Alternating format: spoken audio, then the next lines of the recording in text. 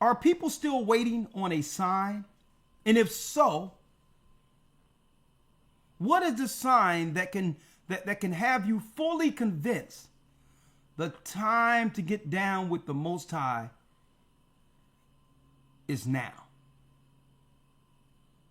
A matter of fact, it should have happened a long time ago. So what is it that the people need to see to know, or what sign people would need to know that it's time? Now, through that, I know when I do lessons like this, people reach out, try to panic, and will say, I want to get baptized and all this. That's fine. I'm going to help you with that. Let me put this out there. If you left messages on the text thing right here, see that text thing right there? 445 number. If you left messages there, your name and phone number is being distributed to the respectful elder or deacon that's over your area, and you will receive a phone call. So don't panic. If you've left your name and your number, someone will be reaching out to you soon. We're going to have churches everywhere in the areas we don't right now. We're going to set them up everywhere. So if you don't have a Gathering of Christ church in your area right now, you're going to look up, you're going to see the all white, you're going to see the blue fringes, and you're going to see what? The Gathering of Christ church right there. And I hope that you can be a part of the ministry as we gather and help people in your respective areas. So you don't have to keep texting and all that in concern. We got your text. We got your name. Someone will be reaching out to you quite soon. Right? Are people still waiting for a sign from God? Something that would let them know, okay, I'm ready to dive in. Both feet. I'm ready to do the will of the Almighty. Or are people still skeptical, sitting on the side waiting for something and saying, well, I need to see a sign? Well, Elder Lawyer, let's go to where it states in the epistles that Jacob seeks a sign. Yes, sir. Let's get it. All right, we're in 1 Corinthians 1 and 22. Thank you, Elder Lawyer. Yes, sir. 1 Corinthians 1, verse 22. Write these down, folks. For the Jews require a sign. Hold on. It's not Jacob, it's Jews. That's what it is. Chapter and verse? 1 Corinthians 1 and 22. 1 Corinthians 1, verse 22. Thank you. Yes, sir. Read it again. For the Jews require a sign. For the Jews require a what? A sign. A sign. Usually our people, brothers and sisters, won't act on anything until we have to. We have to see something in order to actually do something. When other people are different. They'll see the trends before things get hot and begin to prepare knowing what's coming. Because the signs, everything have lined up, just like in the stock market. If you see a trend through your atlas or the past where stock fell, and you see a certain trend that's similar 5 years later, you're going to pull your money out of that stock. You're going to sell because you know what? You know that thing going to drop. You're not going to wait till it drops and be like, oh my God, it's the end of the world. I lost my money. You look for trends. And what's wrong is the Jews or the Israelites wait for what? We wait for something to happen first before doing something. Instead of knowing the sign that leads to preparation and understanding that we must do something before things get bad. For the Jews, we require a sign. Read. But the Greeks seeketh after wisdom. But the Greeks seeketh after wisdom. See, the nations are more savvy when it comes to seeing what's going on. They take the information and prepare accordingly. Okay? I mean, for the last 15 years, you can go online. Esau been prepping. He know what's coming. A lot of people think they crazy. Some of the food gets old and they'll still prep more and supplement it and make sure there's still something in the cupboard because they know something is coming. They see trends. But no, it's us who believe supermarkets, I'm just using that as an example, are going to be there forever. And then when the supermarkets are empty like it was through that test run during the pandemic, then we're like, oh my God, we're going to starve. What are we going to do, my babies? That's us. That's us. Instead of doing what? Looking at the dry goods where you can put that away in a dry place that can hold 5 to 10 years. If you get a bag of beans, get another bag of beans just to put away the same day you buy it. A canned good, get an extra one to put it away.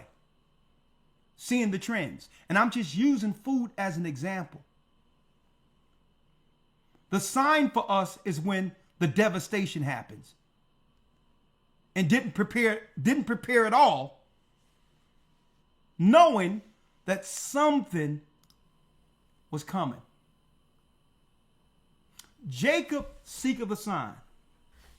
Are we still waiting on a sign from God? And what sign did the Most High give us to know that he's communicating with us, that he's down with us, that he's leading us? And brothers and sisters need this. I'm going to tell you why. To give them the confidence to finish the race. You need to know that God is with you. If you're waiting for a sign, then what's this connection you have with God now? He haven't showed you signs in your life yet to let you know that he's with you? Huh?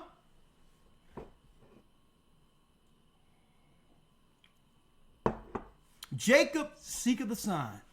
Jews seek a sign. And we wait to the last moment. And I'm going to tell you, I seen the panic. Elder Lawyer, I will never forget.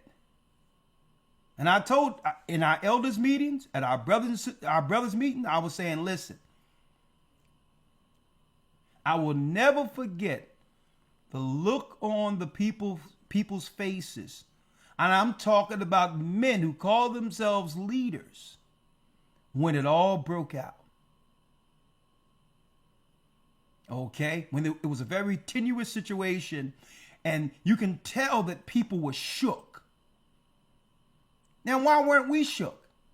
Because we told people they were going to shut things down, and we had a method in place years ago where everyone in the church must what?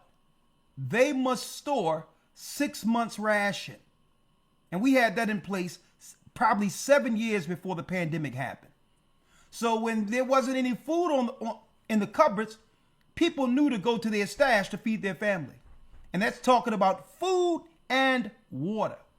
But other people were shook. I couldn't believe what I was hearing from some of these so-called believers. Those who had faith. Even Israelites.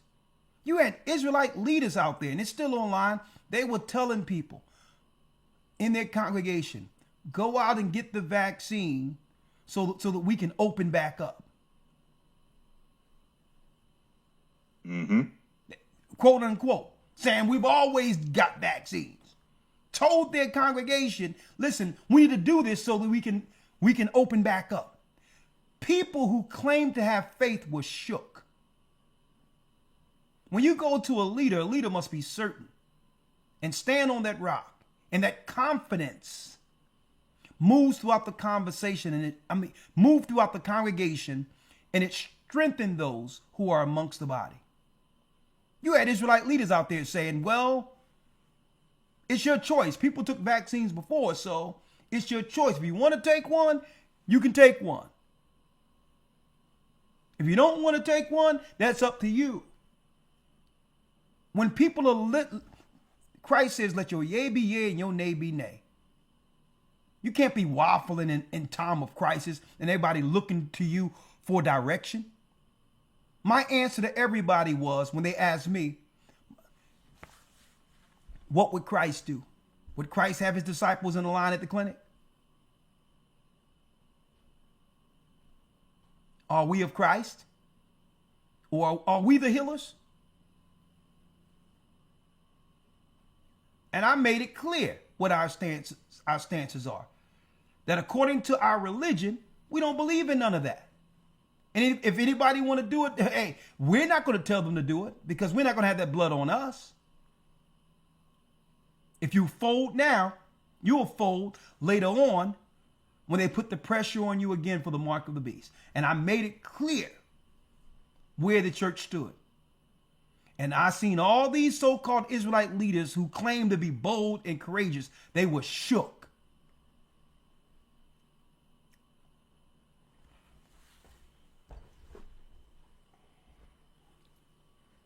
They were shook. You know why? It's easy to show boldness and how courageous you are when everything is open, when everything is thriving, when all people are operating, when the world is going on as normal. But when there's a crisis, that's when the leaders come to the forefront. And everybody should have been looking at that. When there's a crisis, when you got the Red Sea on one side and the army on your back, who's going to fold?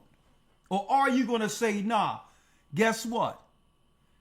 We're going to stand here in faith with Christ, and Christ is going to part this for us, and we're going to walk through it. Untouched, without acquiescing to Pharaoh. How can you claim the white man is the devil? How can you claim all that, and then when the white man come with some science, you acquiescing?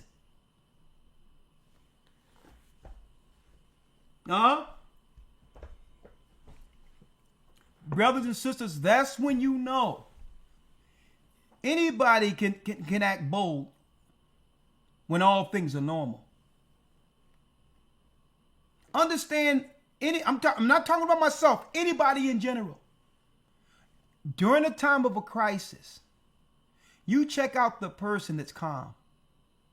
That's the person who's watching everything, who have calculated the whole situation and can get you out of the fire. They're not the ones panicking. They're not the ones saying, oh my God, what's going on? They're not asking you anything. They're sitting there in silence, calculated. You get behind that person, they're going to get you out. Okay. And you know what? We didn't shake. We were just like this. And we told people, if you follow what we're saying, it's straight from the Almighty. We went to the stupor that's in 2nd Baruch. And we told everybody what it was prophetically and said, listen, you to stand still. And you'll be fine. And look what happened. Now let's talk about that sign real quick.